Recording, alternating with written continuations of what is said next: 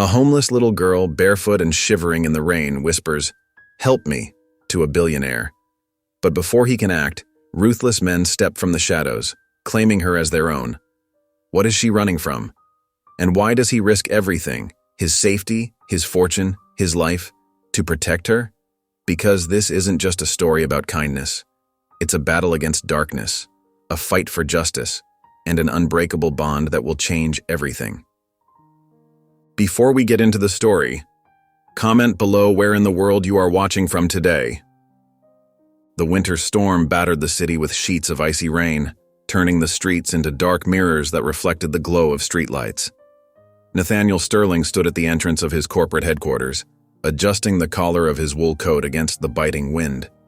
Through the glass doors behind him, the modern lobby sat empty except for the night security guard, who gave him a respectful nod from behind his desk.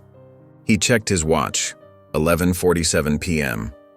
The merger negotiations had dragged on longer than expected, but he'd secured the deal. That's what mattered. Numbers, contracts, clear objectives, these were the elements he understood best, the foundation upon which he'd built his empire. The rain drummed against his umbrella as he stepped out from under the building's overhang, the cold immediately seeping through his expensive suit. His town car waited across the parking lot, headlights cutting twin beams through the downpour, creating halos in the misty air. His driver, Marcus, stood ready with an umbrella beside the rear door, a familiar and dependable presence in the storm. Nathaniel's mind was still processing the day's negotiations as he walked, mentally cataloging action items for tomorrow, each point organized with his characteristic precision. The clicking of his Italian leather shoes against wet pavement echoed off the surrounding buildings, creating a steady rhythm in the night. The streets were deserted, the towering skyscrapers looming like dark sentinels against the stormy sky, their windows reflecting occasional flashes of lightning. He was halfway to the car when he heard it, a sound so faint he almost missed it beneath the rain, a sob, small, broken, desperate, like a wounded animal. Nathaniel stopped. He turned his head, listening. The sound came again, clearer this time. It was definitely crying. A child's crying, raw with fear and pain. His jaw tightened. He scanned the empty street, umbrella tilted against the wind that whipped at his coat. The crying continued, pulling him toward a narrow alley between two buildings, a dark gap in the wall of concrete and steel. "Mr. Sterling?" Marcus called from the car, concern evident in his voice. "Is everything all right?" Nathaniel held up his hand, signaling Marcus to wait. The alley was dark, lit only by the dim glow filtering down from windows high above, creating eerie shadows on the wet ground. Graffiti marked the brick walls in garish colors, the paint running in the rain.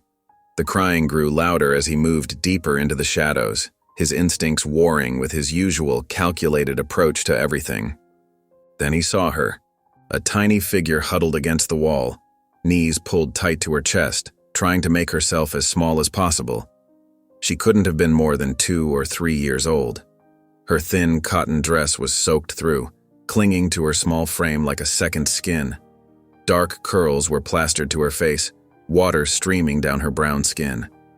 She had no shoes, her bare feet muddy and scraped, angry red marks visible even in the dim light.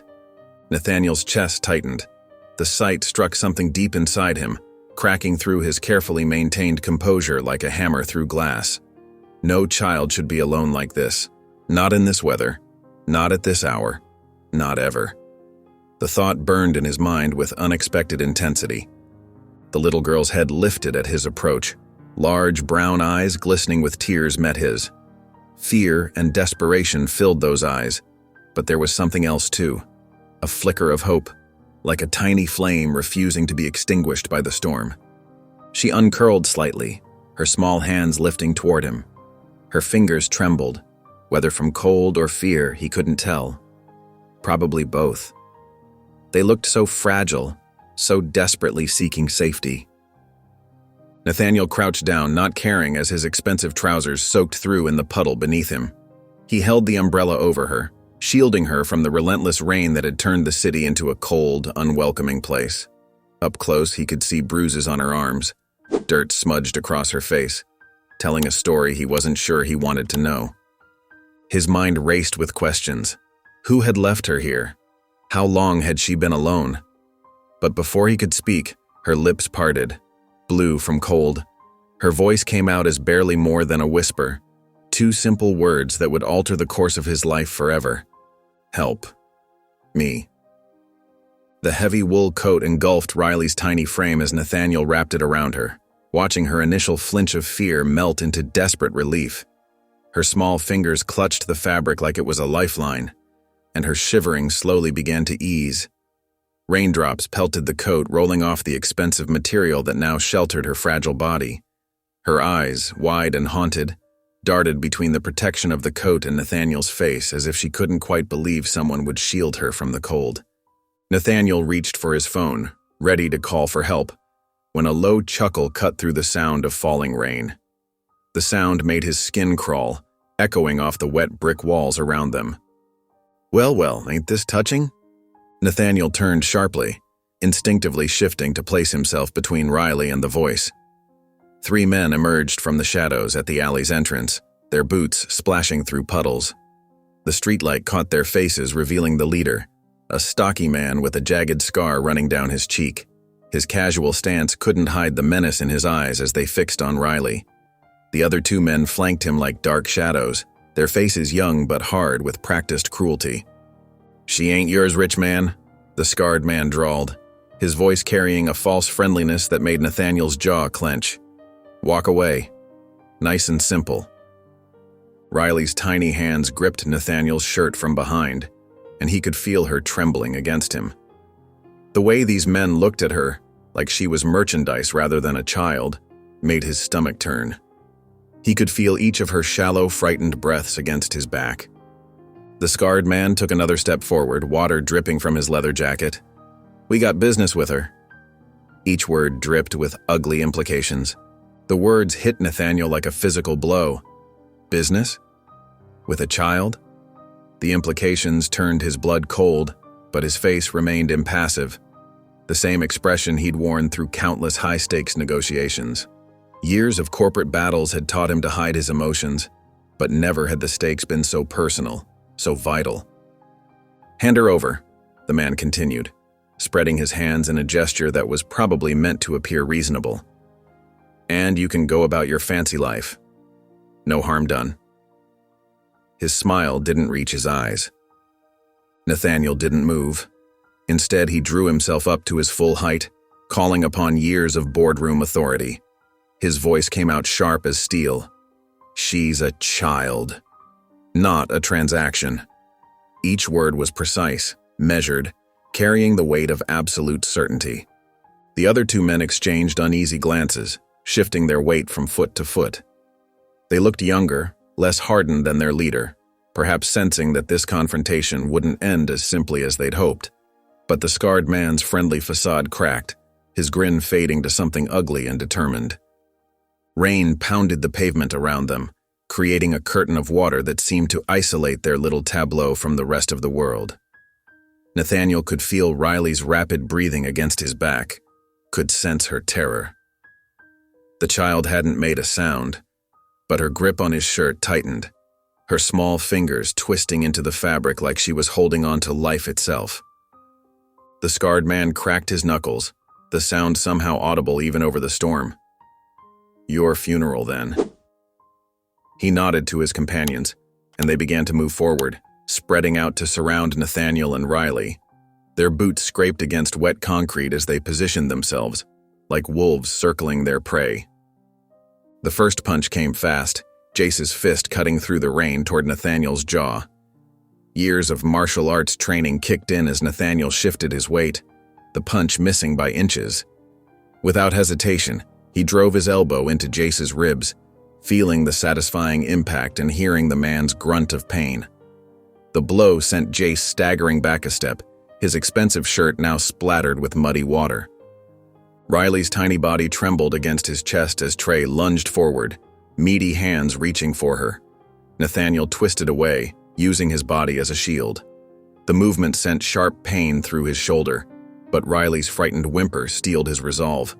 Her fingers dug into his shirt, holding on with desperate strength, her small frame as tense as a bowstring. 3 against 1. The odds weren't good, especially with a child to protect. Nathaniel's mind raced, calculating angles and distances.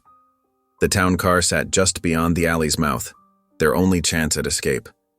Through the downpour, he could make out its sleek black shape less than 30 feet away. He didn't wait for another attack. Lowering his shoulder, Nathaniel charged forward, catching Darnell off guard.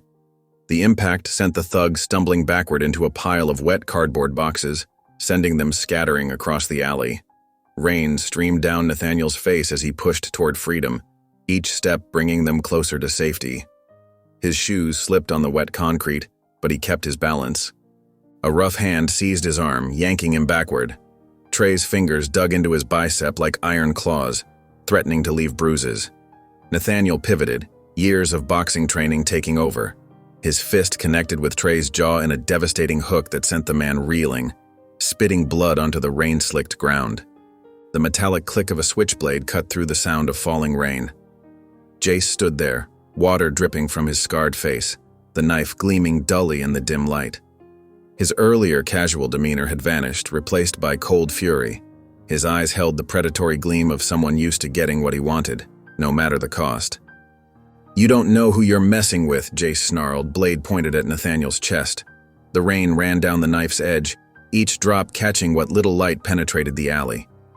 Nathaniel didn't waste breath on a response. He ran.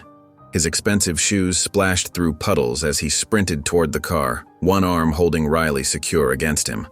Her face pressed into his neck, her whole body shaking.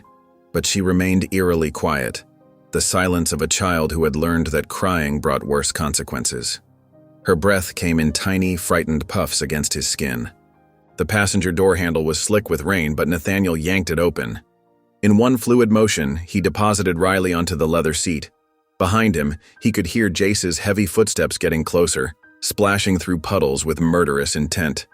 Nathaniel slammed the door shut just as Jace reached them, the sound echoing off the brick walls. The engine roared to life. Tires squealed against wet pavement as Nathaniel floored the accelerator. The car fishtailed slightly before finding grip, then shot forward into the night, sending up sheets of water in its wake. In the rearview mirror, through the curtain of rain, he could see Jace's figure growing smaller, standing in the middle of the street, watching them disappear into the darkness.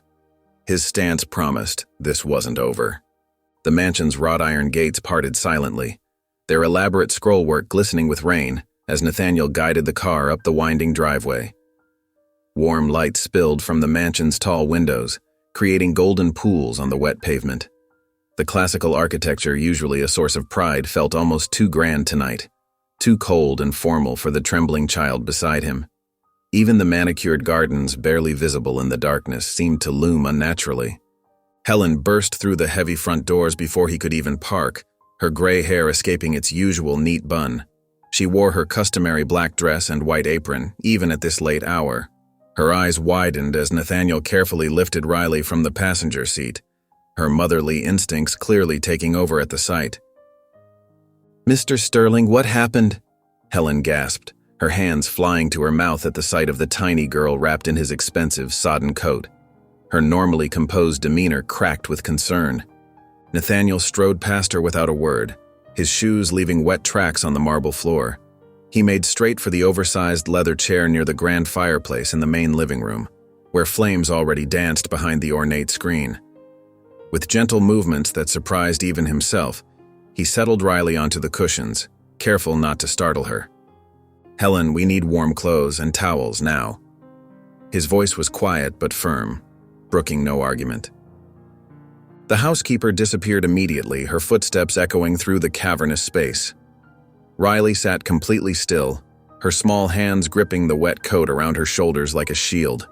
Her eyes darted around the room, taking in the soaring ceilings, crystal chandelier, and floor-to-ceiling bookshelves. She looked even tinier against the massive chair, like a lost sparrow in a cathedral. Helen returned moments later, arms full of fluffy towels and what appeared to be an old t-shirt of Nathaniel's.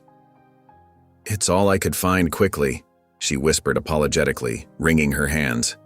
"I'll look for proper clothes tomorrow." She approached Riley slowly, holding out a towel like an offering. The little girl didn't move. Her arms stayed locked around herself, shoulders hunched as if expecting a blow. The only sound was her shallow breathing and the crack of burning logs in the fireplace, punctuated by the steady drum of rain against the windows. Helen pulled back, shooting Nathaniel a worried look. "She's afraid," she said softly, laying the towel and clothes on a nearby table. "Poor little lamb, she's shaking like a leaf." Nathaniel nodded, running a hand through his wet hair, droplets falling onto his already soaked shirt. He watched Riley, noting how she tracked every movement in the room while trying to appear invisible herself. Her bare feet were dirty and scraped, her thin dress still dripping onto the expensive upholstery, though he couldn't care less about the furniture right now. The sight of those small, injured feet made something in his chest tighten uncomfortably. The fire's warmth filled the room, but Riley continued to shiver. She drew her knees up to her chest, making herself as small as possible in the enormous chair. Her eyes, though heavy with exhaustion, refused to close, darting between Nathaniel and Helen with wary alertness. She looked ready to bolt at any second, despite her obvious weakness and exhaustion.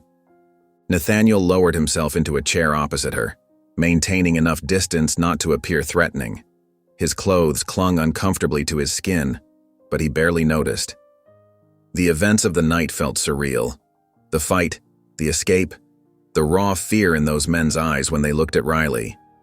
What kind of business could they possibly have with a child? The thought made his jaw clench and his hands involuntarily curl into fists.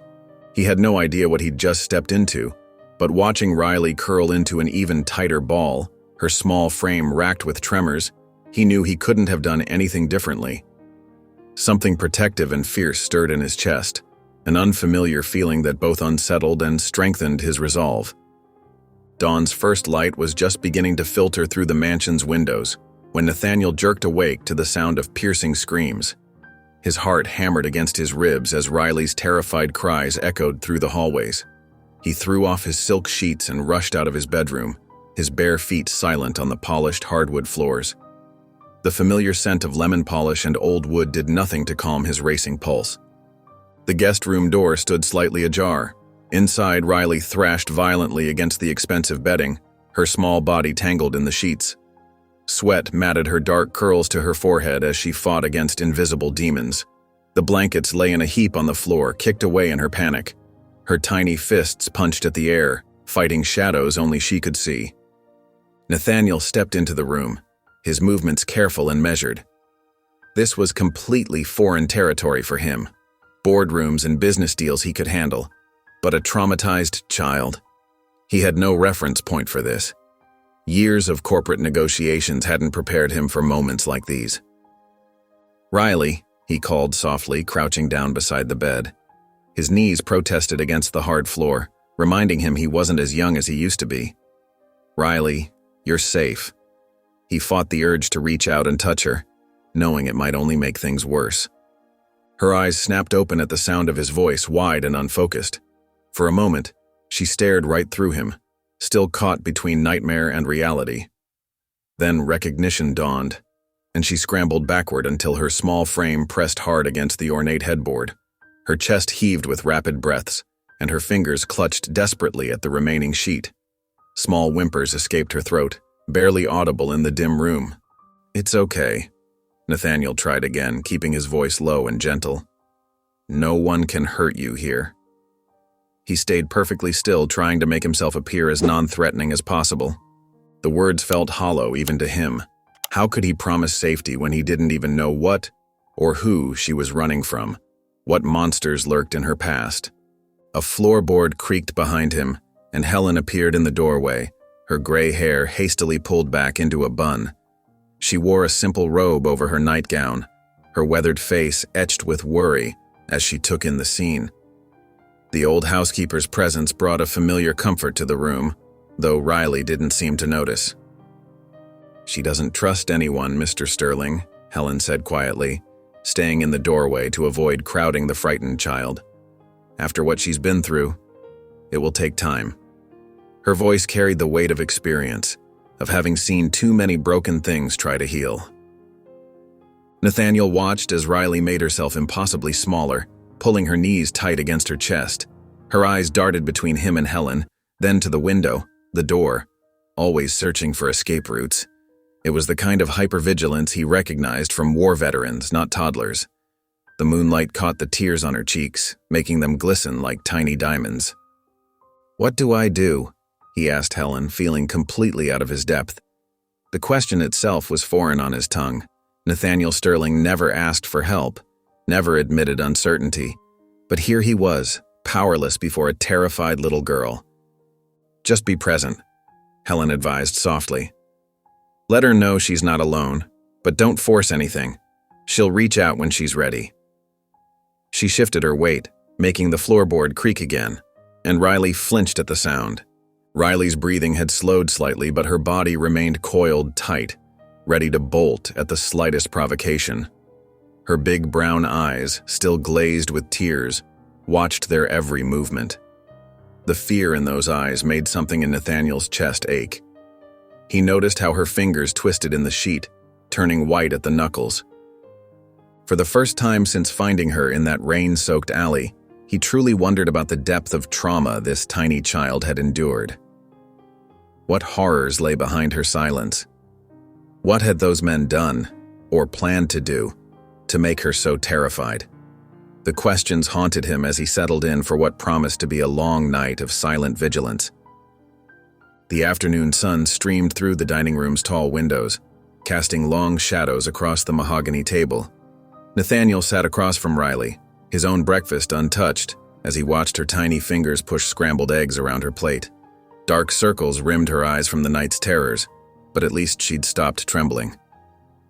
The morning light caught the slight quiver of her lower lip, a detail that didn't escape his notice. Helen had dressed her in fresh clothes, a soft purple sweater and warm leggings that made her look even smaller than she was. Her curly hair had been carefully combed and arranged into 2 neat puffs on either side of her head, courtesy of Helen's gentle touch. The sweater hung loose on her thin frame, its sleeves falling past her wrists, despite being the smallest size they could find. Nathaniel cleared his throat softly. "The eggs are good," he said, keeping his voice low and steady. "Helen makes them special, with a little bit of cream and cheese." Riley's fork paused for just a moment, then continued its aimless path across the plate, leaving tiny trails in the cooling eggs. He'd spent the morning reading everything he could find about dealing with traumatized children. The experts all said the same thing: patience, consistency, gentle questions. No sudden movements, no pressure. His usual aggressive business tactics would have no place here. This required a completely different kind of strength.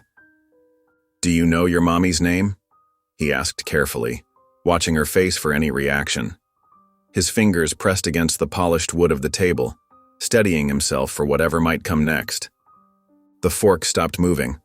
Riley's shoulders tensed, but she didn't retreat into herself like before. For several long moments, the only sound was the gentle tick of the grandfather clock in the corner, its steady rhythm marking the weight of the silence. Then, so quiet he almost missed it. "Mama, Janie." The words seemed to float across the table like fragile butterflies. Helen, who had been arranging flowers nearby, turned sharply at the sound of Riley's voice. Her eyes met Nathaniel's, wide with surprise and hope. The yellow daisies she'd been holding trembled slightly in her hands. Nathaniel kept his expression neutral, though his heart was racing. 2 words. It wasn't much, but it was more than they'd gotten since finding her in that alley. Each syllable felt like a precious gift, a tiny crack in the wall of silence. "Who is Mama Janie?" he asked softly, leaning forward just slightly. He held his breath, afraid that even the smallest movement might shatter this fragile moment of trust. Riley's small fingers tightened around her fork until her knuckles went pale. Her gaze remained fixed on her plate, but something in her expression changed, a flicker of something between fear and sadness that made Nathaniel's chest ache. The shadow of whatever she'd endured seemed to pass across her face like a dark cloud. He reached for his phone, careful to move slowly. With practiced efficiency, he pulled up his contact list and selected his head of private security. The message was brief but urgent. Need full investigation into anyone named Mama Janie with connection to child trafficking. Priority level. Immediate. His thumb hovered over the send button for just a moment before pressing it with quiet determination. Helen moved closer to the table, her steps deliberately quiet on the hardwood floor. "Would you like some juice, sweetheart?" she asked Riley, her voice warm and grandmother soft. "I have fresh orange juice or maybe some apple." She kept her distance, careful not to crowd the child. Riley didn't answer, but her grip on the fork loosened slightly. She pushed her plate away, making herself smaller in the large dining chair, her feet barely reaching the edge of the seat. Her sock-covered toes curled inward, a subtle sign of her discomfort. Nathaniel watched her retreat into silence again, his mind racing. In his world of corporate takeovers and billion-dollar deals, information was power. But these two whispered words from a traumatized child, felt more valuable than any business intelligence he'd ever received. They were the first real clue to understanding the darkness she'd escaped from. He nodded slightly to Helen, who understood without words. She began clearing the dishes, humming softly as she worked. The familiar sound seemed to ease some of the tension from Riley's tiny frame. Her shoulders relaxed just a fraction and her breathing became more even, though her eyes remained fixed downward, lost in memories she couldn't yet share. The streetlights flickered weakly as Nathaniel's car crawled through the deteriorating neighborhood. Broken windows and graffiti-covered walls lined the crumbling streets. Empty beer bottles glinted in the gutters and a stray dog picked through an overturned trash can. His investigator's directions led him to a building that seemed to lean slightly, its brick facade worn by decades of neglect. Nathaniel straightened his tie more out of habit than necessity and approached the weathered door. The concrete steps were cracked, with weeds pushing through the fissures. Before he could knock, it creaked open slightly, revealing an elderly black woman. Her face was lined with years of worry, but her eyes were sharp and knowing, missing nothing as they assessed him. "You're looking for answers," she said, her voice carrying the weight of countless untold stories. The words hung in the damp evening air between them. The interior of her apartment was cramped but meticulously organized. Case files filled metal cabinets that lined the walls, and photographs of children, some smiling, some scared, covered every available surface. Many had red X's marked through them. Others had yellow circles. A few had question marks. The air smelled of old paper and coffee, with a hint of lavender from somewhere unseen. Mama Janie lowered herself into a worn armchair with careful movements. "That baby's been through hell," she said, adjusting her shawl around thin shoulders. Her weathered hands smoothed the fabric with practiced care. Nathaniel remained standing, taking in the overwhelming evidence of lives touched, and sometimes lost, in this very room. His throat felt tight. The ceiling fan spun lazily overhead, stirring the heavy air. "Tell me about her mother." "She had a mama once," Mama Janie said, her eyes distant, focused on memories only she could see. "But that girl was lost to the streets, sold her own baby for a fix." She shook her head slowly, the motion full of old grief. Her silver hair caught the dim light from the nearby lamp. Nathaniel's hands clenched involuntarily. Sold? The word felt like poison on his tongue, bitter and burning. "That child was passed between the worst kind of men," Mama Janie continued, her voice heavy with sorrow. Her fingers twisted in her lap, betraying her distress. "When her mother didn't want her no more, the gangs did." The leather of the chair creaked under Nathaniel's tight grip. Why? The single word carried all his horror and disbelief. Mama Janie met his gaze directly, and her voice dropped to barely above a whisper. The ticking of an old clock on the wall seemed to grow louder in the silence. "Because to them, a little girl's got a price." Nathaniel sat in the heavy silence that followed, rage burning beneath his skin. Each breath felt like fire in his lungs as the full horror of Riley's past became clear. She wasn't just abandoned, she was sold. The reality of it settled over him like a physical weight, making his shoulders tense and his jaw clench. A distant siren wailed somewhere in the neighborhood, its mournful sound fitting the moment perfectly. The photographs on the walls seemed to watch him, hundreds of young faces bearing witness to this moment of terrible understanding. Some of the pictures had begun to yellow with age, their corners curling slightly. In the dim light of Mama Janie's apartment, surrounded by the evidence of countless tragedies, Nathaniel felt the last pieces of the puzzle slot into place, and the picture they formed was darker than he could have imagined. The truth sat heavy in his chest like a stone weighing down his heart. The iron gates of Sterling Manor creaked open, and Nathaniel's car glided up the curved driveway, tires crunching softly on the gravel. The mansion's windows glowed warmly against the night sky, but something felt off. The shadows seemed deeper, the silence more pronounced, like the calm before a storm. Helen stood waiting in the foyer, her usually calm face creased with concern, hands clasped tightly in front of her crisp uniform. "You look like you've seen a ghost, Mr. Sterling." Nathaniel couldn't find the words to respond, his throat tight with emotion. Mama Janie's revelations echoed in his mind. A mother selling her own child, gangs trading her like property, passing her around like a worthless object. His stomach churned at the thought, bile rising in his throat. From her perch on the window seat, Riley watched him intently, her small form half hidden by the heavy curtains. She hugged the plush elephant Helen had given her that morning, her small fingers digging into its soft gray fur until the stuffing bunched beneath them.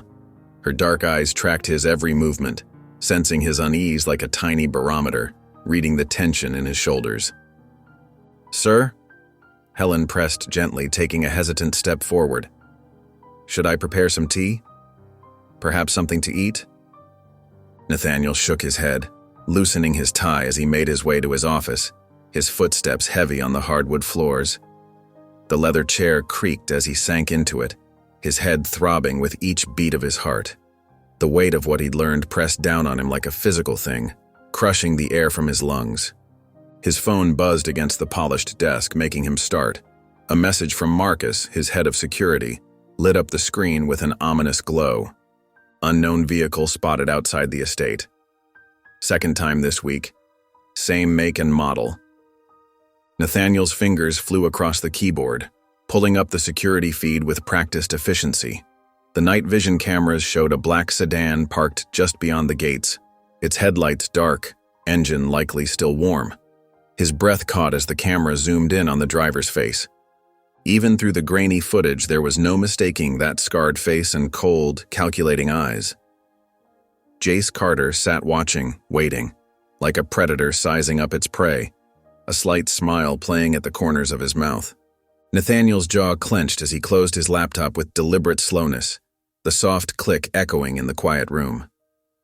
They knew exactly where Riley was, and they were making sure he knew it too, taunting him with their presence.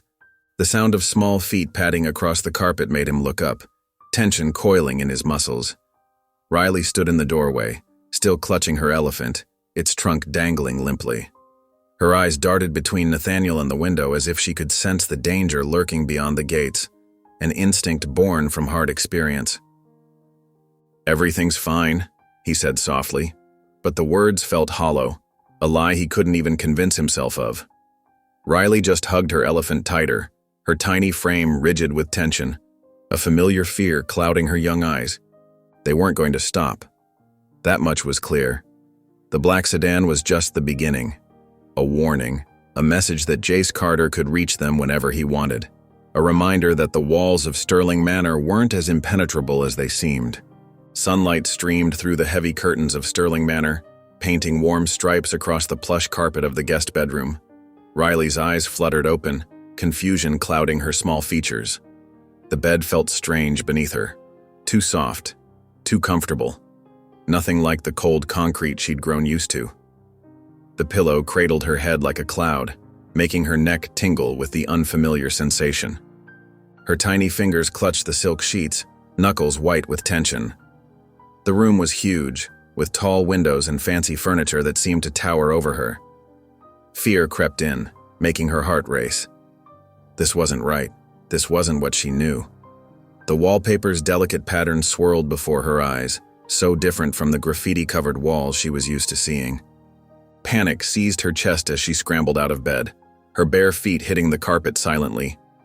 Her breath came in quick, shallow gasps as she backed toward the corner.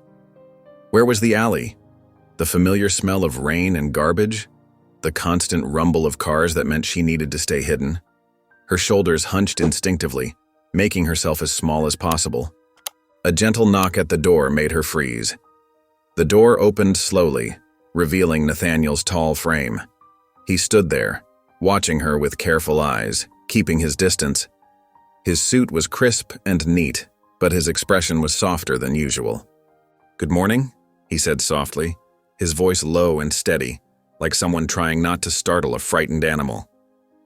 Riley pressed herself against the wall, her eyes darting between him and the doorway. She needed to run, to hide. But where? The window was too high, and he blocked the only exit. Her fingernails dug into her palms as she fought the urge to bolt. Helen appeared beside him, her gray hair neatly pulled back, carrying a small wooden tray. Steam rose from a bowl, carrying the sweet smell of cinnamon through the room. The aroma made Riley's mouth water despite her fear. "I made some warm oatmeal and toast," Helen said, her voice gentle and warm like a grandmother's. "Would you like to eat, sweetheart?"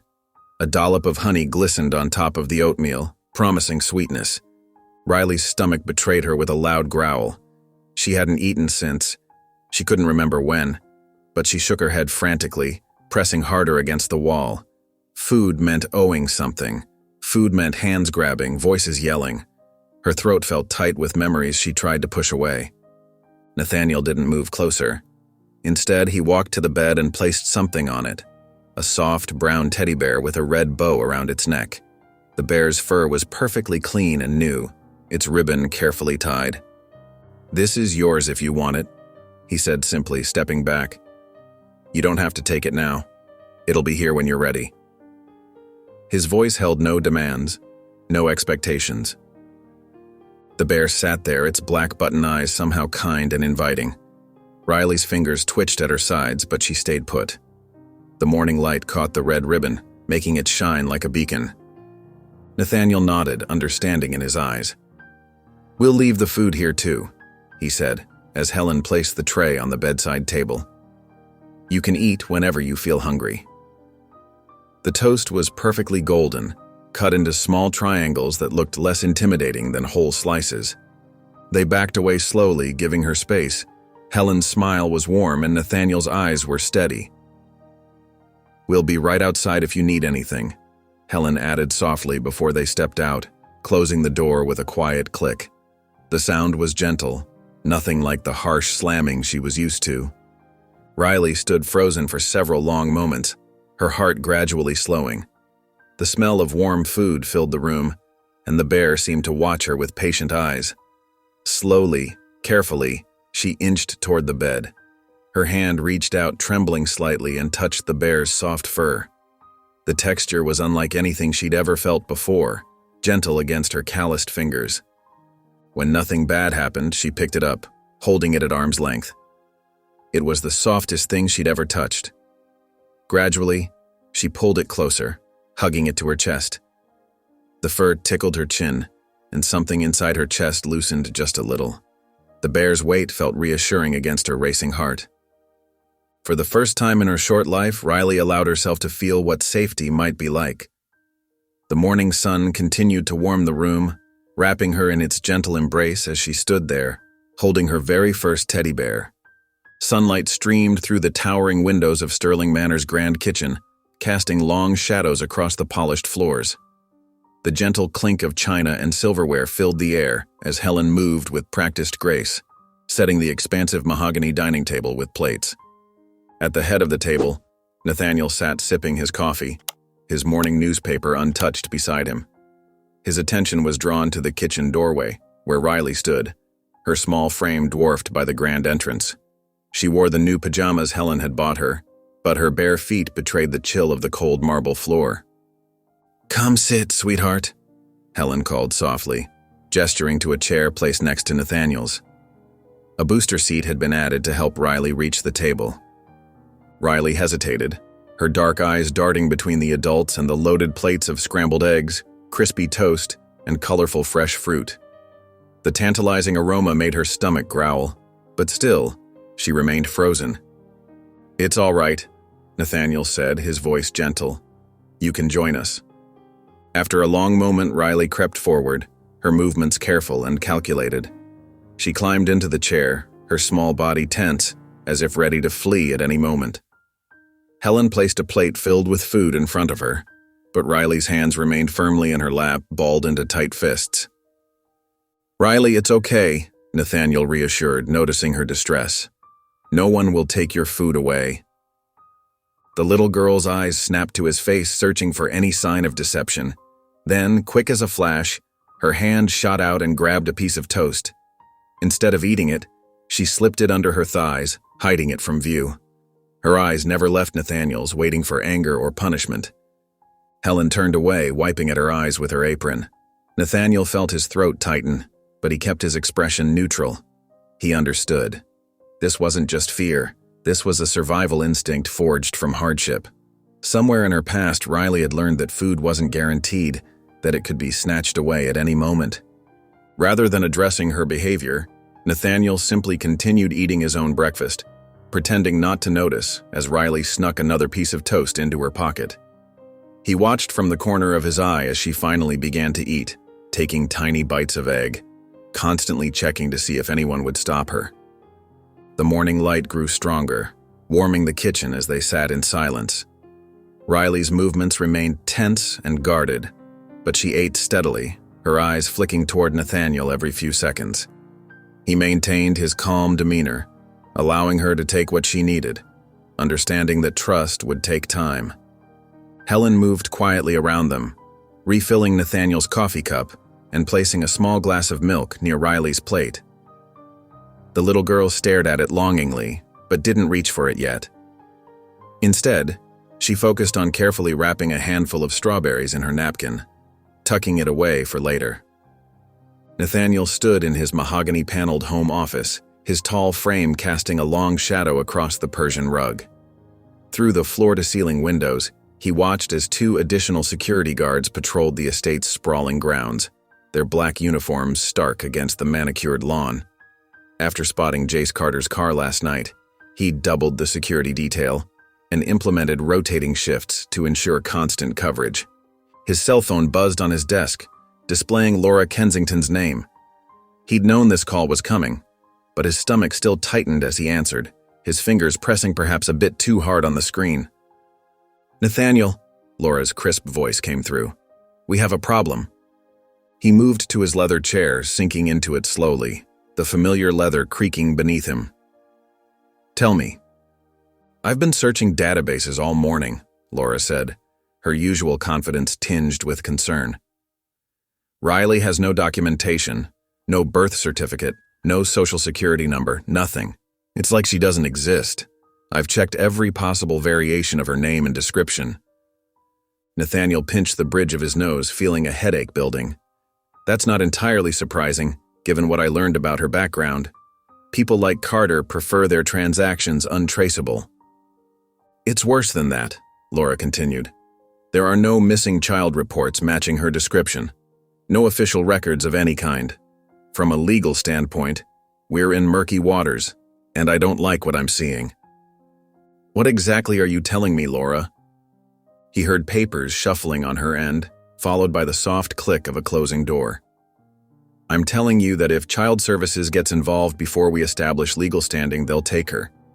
Foster care would be automatic in a case like this. They won't care about your intentions or resources." The words hit him like a physical blow, making his chest tighten. "That's not happening." "Nathaniel, listen to me. Without documentation, without a clear paper trail of how she came into your care, the state could view this as kidnapping.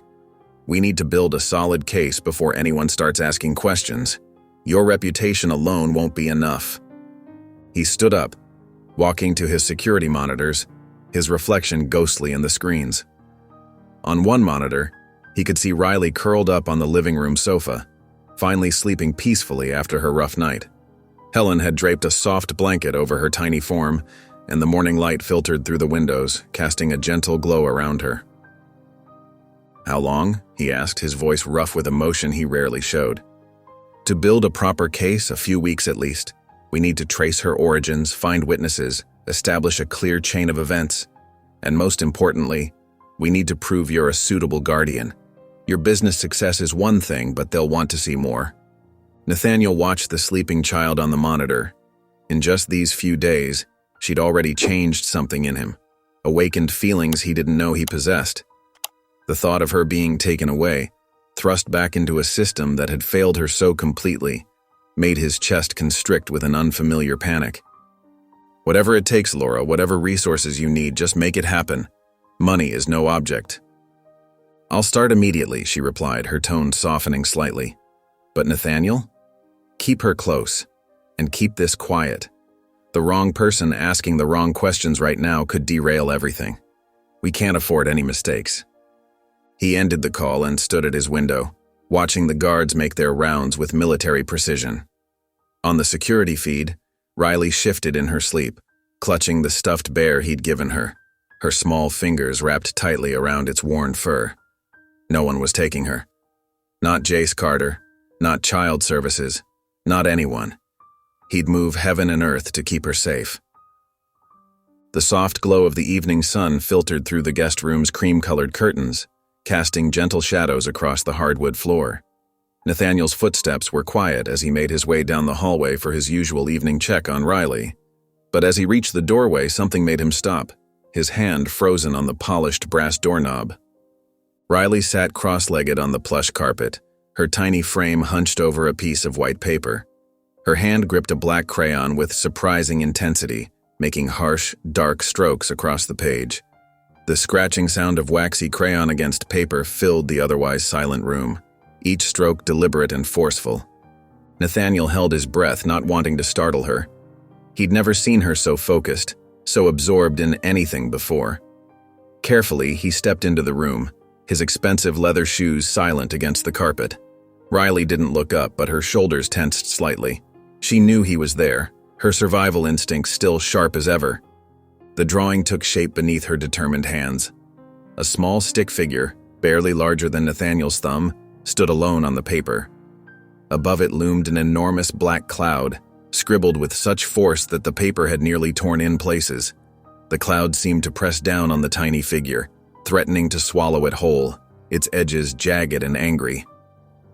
Nathaniel's throat tightened as understanding dawned.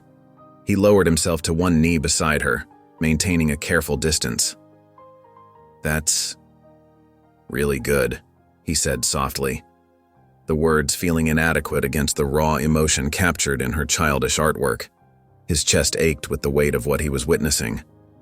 Riley's hand stilled, the crayon hovering above the paper.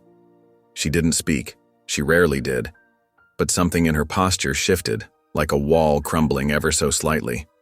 For several long moments, neither of them moved. The only sound was the distant ticking of the grandfather clock in the hallway and the gentle hum of the heating system, marking time in this fragile moment. Then slowly, like a flower tentatively opening its petals to the sun, Riley's small hand pushed the drawing toward him. The paper scratched softly against the carpet as it moved. Nathaniel's heart skipped a beat. This was new. This was different. In all the days since he'd brought her home, she'd never voluntarily offered him anything, never reached out in any way. With deliberate gentleness, as if handling something incredibly precious, Nathaniel picked up the drawing. The black crayon marks were stark against the white paper, telling a story of fear and loneliness that no child should have to tell. His fingers trembled slightly as he held it. "We'll fix this," he said softly, his voice barely above a whisper, the promise feeling heavy and important on his tongue. Riley remained silent, her eyes fixed on her lap, her small fingers twisting in the fabric of her pants. But for the first time since he'd found her in that rain-soaked alley, she didn't pull away from his presence. She stayed where she was, allowing him to share this moment, this small piece of her pain, and in that stillness, something shifted between them. The afternoon sun cast long shadows across Nathaniel's study as he leaned forward in his leather chair, his eyes fixed on the security footage playing on his laptop. Marcus Tate, his head of security, stood beside him with arms crossed, his expression grim. The tension in the room was thick enough to cut with a knife. "They've made 6 passes in the last 12 hours, Marcus reported, his voice low and steady. Always the same vehicle, always slowing down near the gates. They're getting bolder each time. Nathaniel's jaw clenched as he watched the black sedan creep past the estate's entrance again. The video quality was crystal clear enough to see Jace Carter's scarred face behind the wheel, his predatory gaze fixed on the mansion. A muscle twitched in Nathaniel's cheek as he rewound the footage, studying every detail. "Have you increased patrols?" Nathaniel asked, though he already knew the answer. His fingers drummed quietly on the polished desk. "Double coverage on all shifts," Marcus confirmed, shifting his weight. "We've also installed additional cameras at the blind spots they seem most interested in. Every entrance is covered, even the service roads." A soft sound from the hallway made both men turn. Through the study's open door, they caught a glimpse of Riley shuffling past, clutching her stuffed bear. Even now, days after her rescue, she moved like a shadow, quiet, careful, ready to disappear at any moment. Her small feet barely made a sound on the hardwood floor. Nathaniel stood, straightening his tie with practiced precision. "I need some air." The walls of his study suddenly felt too close, too confining.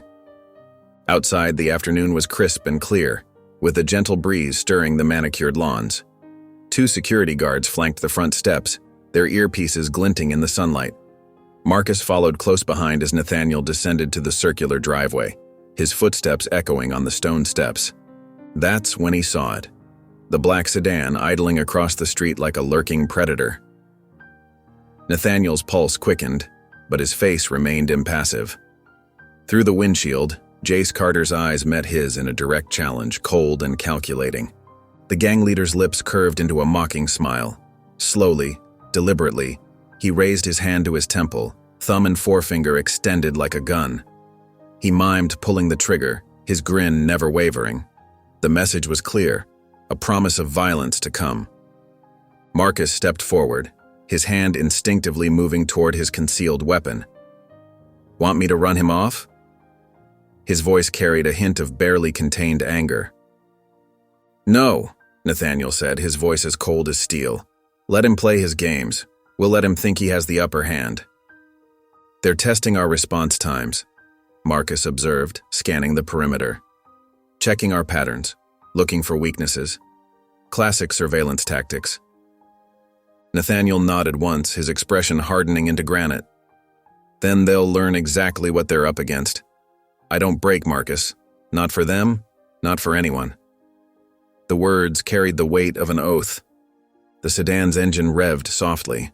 Jace gave one final taunting wave before the car pulled away from the curb, melting into the afternoon traffic like a shark disappearing into dark waters. But Nathaniel knew this was far from over. It was only the beginning. The grandfather clock in the hallway struck midnight when a piercing scream shattered the mansion's silence. Nathaniel bolted upright in his bed, his heart hammering against his ribs. The scream came again, raw and desperate, echoing through the dark corridors like a wounded animal's cry. He threw off his covers and sprinted down the hallway, his bare feet pounding against the hardwood floors. The sound led him straight to Riley's room, each step increasing his dread. His hands trembled as he grabbed the doorknob and thrust it open, the brass handle cold against his palm. Riley thrashed violently in her bed, the silk sheets twisted around her tiny body like restraints. Her face was streaked with tears, her curls matted to her forehead with sweat. Broken words spilled from her lips between sobs, pleas that made Nathaniel's blood run cold and his stomach clench with fury. "No, please, don't hurt." She twisted again, fighting invisible hands, her small body contorting with each imagined blow. "Stop. I'll be good." Nathaniel stood frozen in the doorway, his throat tight with helplessness. His mind raced but came up empty. What was he supposed to do? He'd handled billion-dollar deals, faced down corporate raiders, but this raw display of a child's terror, left him completely lost, stripped of his usual confidence. "Riley," he called softly, taking a careful step forward, the floorboards creaking beneath his weight. "Riley, wake up. You're having a nightmare." She didn't hear him. Her small fists clenched the sheets so tightly her knuckles turned white, her whole body shaking with fear. Nathaniel tried again, a little louder this time, but still gentle, trying to keep the panic from his voice. "Riley, you're safe. No one can hurt you here." Suddenly, she shot upright with a gasp that seemed to tear through her whole body, the sound raw and primal. Her eyes flew open, wild and unfocused, darting around the room like a trapped animal's. When they landed on Nathaniel's tall figure, she scrambled backward until she hit the headboard with a soft thud. Then, as if someone had flipped a switch, she curled into herself. Her knees drew up to her chest, arms wrapped tightly around them, making herself as small as possible, a defensive posture he'd seen too many times before. She started rocking back and forth, her breath coming in short, sharp bursts that seemed to shake her entire frame. Nathaniel's chest ached at the sight, a physical pain that surprised him with its intensity. He lowered himself to his knees beside her bed, keeping his movements slow and deliberate, like approaching a frightened deer. He wanted to reach out to offer some kind of comfort, but he knew better. Touch meant pain in Riley's world. Touch meant fear and betrayal and things no child should ever know. Instead, he settled onto the floor, his back against the wall, the cool paint seeping through his thin t-shirt. "I'm here," he said quietly, his voice steady despite the storm of emotions in his chest. "I'm not going anywhere. You're safe now." Riley kept rocking, her face buried in her knees, her small fingers digging into her legs. Her sobs were muffled now, but her tiny body still shook with each one. Nathaniel stayed perfectly still, just being present, letting her know she wasn't alone with her demons anymore. The weight of his responsibility pressed down on him like a physical thing. Minutes stretched into hours. The moon cast silver shadows through the window, painting patterns on the carpet and highlighting the tear tracks on Riley's cheeks. Gradually, her sobs quieted to hiccups, then to shaky breaths that seemed to catch in her throat. Her rocking slowed but didn't stop entirely, like a wind-up toy running out of energy. Nathaniel remained where he was, his back starting to ache from the hard wall, his legs cramping from the awkward position. He watched her, this broken little girl who had somehow crashed into his perfectly ordered life and turned everything upside down. With each passing moment, his resolve hardened like steel being forged in fire. Whoever had hurt her, whoever had made her afraid of simple kindness, they would answer for what they'd done. He would make sure of it. The night stretched on, heavy with unspoken pain and promises of vengeance, while the moon continued its silent vigil over the broken child and her unlikely protector. The morning sun cast long shadows through the floor-to-ceiling windows of Laura Kensington's downtown law office, painting stark lines across the plush carpet. Nathaniel sat rigid in the leather chair, his fingers drumming against the armrest, his suit jacket feeling unusually constrictive. The night's events, Riley's screams, her terror, the way she'd clung to him afterward, were still fresh in his mind, haunting his every thought. Laura placed a thick manila file on her mahogany desk with a weighted thud that seemed to echo in the tension-filled room. "We have a serious problem, Nathaniel." Her voice carried the gravity of years of legal experience tinged with genuine concern. He exhaled sharply, the muscles in his jaw tightening. "I already know." Laura's perfectly manicured nails flipped open the file, spreading out documents like a deck of cards across the polished surface. "If we want to secure legal custody, we need hard evidence of Riley's danger. The court won't just take your word for it, no matter how much influence you have." Nathaniel leaned forward, his tie slightly loosened, dark circles visible under his eyes. "Mama Janie already told me she was trafficked." The words felt like acid in his mouth, each syllable burning with rage and disgust. "That's not enough in court." Laura shook her head, her silver earrings catching the morning light as they swayed. "We need documents, records, something concrete. Hearsay from a former social worker won't cut it, not with something this serious." Nathaniel clenched his fists, his knuckles turning white against his tanned skin. The law moved too slowly, wrapped in red tape while a little girl's safety hung in the balance. Every minute wasted felt like an eternity. The office door opened with a soft click that drew their attention. Marcus Tate stepped in, his presence filling the room with quiet authority, his shoulders tense with purpose. Without a word, he dropped a thick folder onto Laura's desk, the impact scattering some of her carefully arranged papers. You want proof? Marcus's voice was dark, controlled, but trembling with barely contained anger. We just got surveillance confirming the gang's involvement in child trafficking. We have names, locations, everything. 3 months of work. Laura's eyes widened as she opened the folder, her professional composure cracking slightly. Photographs spilled out, surveillance shots, transaction records, text messages. A web of evidence pointing to something far bigger and more sinister than they'd imagined. This goes deep, Marcus continued, his jaw tight enough to crack teeth. Jace Carter isn't just some street thug. He's part of a network, and it stretches across state lines. Nathaniel picked up one of the photos, his fingers trembling slightly. His stomach turned at what he saw. Children being moved between cars in shadowy parking lots, money changing hands in dingy alleys. The reality of what Riley had escaped hit him like a physical blow, making his chest ache. Laura spread the evidence across her desk with methodical precision, her legal mind already working through possibilities. This could work. With this kind of documentation, we could not only secure Riley's safety but bring down the entire operation. We're looking at federal charges. Nathaniel stared at the damning evidence before him, each photo a testament to horrors no child should ever face. The battle wasn't just for Riley anymore. It was against an entire criminal network that preyed on innocent children, destroying lives for profit. His hands trembled slightly as he gathered the photos into a neat pile, his resolve hardening with each image. If the law couldn't move fast enough, he'd take matters into his own hands. Riley's safety couldn't wait for the wheels of justice to turn.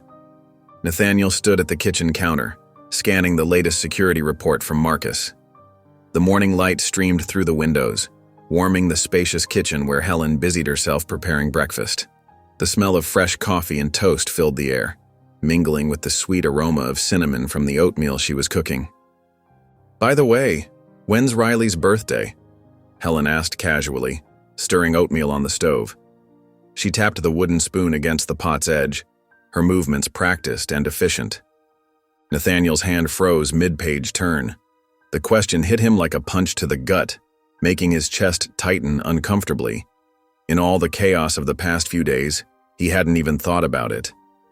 He looked up at Helen, who watched him with knowing eyes, her expression gentle but pointed. "I don't know," he admitted quietly, the words leaving a bitter taste in his mouth. Helen nodded toward the doorway where Riley sat at the breakfast table, pushing her scrambled eggs around her plate with a fork. Her small shoulders were hunched forward, making her seem even tinier than she was. Nathaniel took a deep breath and walked over, pulling out the chair next to her with careful slowness to avoid startling her. "Riley," he said softly, trying not to startle her, "can you tell me when your birthday is?" She kept her eyes on her plate, shoulders hunching slightly more. "Dunno," she mumbled, her voice barely above a whisper, nearly lost in the quiet morning air. Helen approached the table, her face gentle, radiating warmth and understanding. "No one ever told you?" Riley shook her head, her small fingers tightening around her fork until her knuckles went white. "Mama never said. Nobody ever did." A slight tremor ran through her hand as she spoke. The words hung heavy in the air, settling like lead in the pit of Nathaniel's stomach. He felt something twist in his chest, another reminder of everything this little girl had been denied. Basic things, simple things. Things every child should have, should know without question. Helen cleared her throat, her voice warm and encouraging, like sunshine breaking through clouds. "Well, maybe we pick one, a special day just for you." Riley's fork stopped moving. She glanced up at Nathaniel through her tangled curls, then quickly back down, as if afraid to hold his gaze too long. He could see the uncertainty in her eyes, the fear of hoping for something good, of believing she deserved even this small happiness. The silence stretched between them, broken only by the gentle tick of the kitchen clock, until finally, Riley's voice came out small but clear. "Okay." Nathaniel watched as she went back to poking at her toast, but something had changed. Her movements were slower, more thoughtful, less defensive. For the first time since he'd found her in that rain-soaked alley, she looked like she was considering the possibility of something happy, something just for her. The tension in her tiny frame had eased just slightly. The simple word, "okay," carried more weight than any business deal he'd ever closed. It was trust, fragile and new, but real. A tiny step toward believing that good things could happen, that she deserved them, that maybe, just maybe, she could have something normal, something special. Helen smiled softly and returned to the stove, leaving them in comfortable silence. Nathaniel remained at the table, sipping his coffee, giving Riley the space to process this new idea. A birthday, a celebration, a day that would belong to her alone.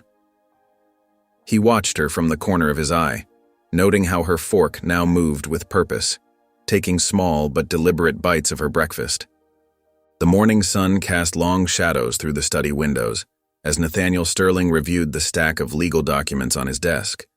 His coffee had grown cold, forgotten as he pored over custody paperwork, his mind wrestling with the weight of responsibility these papers represented. The mansion was quiet, almost peaceful, with only the distant sounds of Helen working in the kitchen, the gentle clink of dishes floating through the halls. Then crash. The sound of shattering glass jolted him from his chair. His heart racing, he rushed toward the noise, his footsteps echoing through the hallway, his mind already conjuring worst-case scenarios. In the kitchen, Riley stood frozen, her small body rigid with terror. Shards of broken glass surrounded her bare feet like a dangerous halo on the tile floor, glinting in the morning light. Her eyes, wide and filled with panic, darted between the mess and Nathaniel, her lower lip quivering slightly. As he moved closer, she flinched and took a shaky step backward, her shoulders hunching as if trying to make herself smaller, her arms wrapping protectively around her middle. The gesture made Nathaniel's chest ache with a pain he wasn't used to feeling. He recognized that look. She was expecting to be hit, to be punished, just like she had been so many times before. "Don't move, sweetheart," he said softly, keeping his voice steady and calm, the way he might approach a frightened animal. "There's glass around your feet." Riley trembled but stayed still, her hands clasped tightly in front of her, knuckles white with tension. Tears welled in her eyes but didn't fall, as if she'd learned long ago that crying only made things worse. Nathaniel lowered himself to her level, careful to keep some distance between them, making himself less imposing. "It's just a glass, Riley," he assured her gently. "I'm not mad." She didn't respond, but her breathing came in quick, shallow bursts, her chest rising and falling rapidly. Helen stood quietly by the sink, her presence warm and reassuring, her experienced eyes watching the scene unfold. "We can clean it up together," Nathaniel continued, trying to inject warmth into his voice. "Would that be okay?" Riley's eyes searched his face, looking for signs of anger or deception, studying him with the wariness of someone far older than her years. Finding none, she gave a tiny nod, her shoulders dropping just slightly. "First, let's get you somewhere safe." Nathaniel reached out slowly, telegraphing his movements like he'd learned to do in these past weeks. "May I pick you up?" "Just to move you away from the glass?" Another small nod, barely perceptible. With careful movements, he lifted her away from the broken glass and set her down on a kitchen chair, noting how light she still felt in his arms. Helen quietly brought over the broom and dustpan, her movements smooth and unhurried. "See?" Nathaniel began, sweeping the shards, maintaining his gentle tone. "No harm done. Sometimes things break. That's just part of life." Riley watched him intently, her fingers gripping the edge of her chair, her bare toes curling and uncurling nervously.